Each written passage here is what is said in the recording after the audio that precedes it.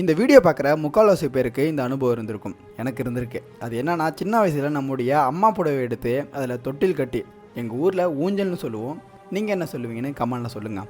அதில் படுத்து தூங்குறப்ப ஒரு சுகம் கிடைக்கும் பாருங்க. எவ்வளோ கோடி கொடுத்தாலும் அது மாதிரி ஒரு சுகம் கிடைக்காது. புடவை தொட்டிலின் அறிவியல் ரகசியங்களை பற்றி தெரிஞ்சுப்போமா? அந்த காலத்தில் விவசாய நிலத்தில் வேலை செய்யும் பெண்கள் நிலத்தில் வேலை செய்யும் போது தன்னுடைய குழந்தையை ஓரமாக மரத்துக்கு கீழே தன் புடவையிலான தொட்டிலில் படுக்க வச்சுருப்பாங்க. அப்படி பண்ணுறதுனால தாய்மையின் வாசம், நல்ல தூக்கம், புடவை தொட்டிலின் அசைவு தாயோட அசைவுக்கு சமமாக. அதனால் அதில் படுத்திருக்க குழந்தைக்கு கருப்பையில் இருக்கிற மாதிரி ஒரு உணர்வை தருமா.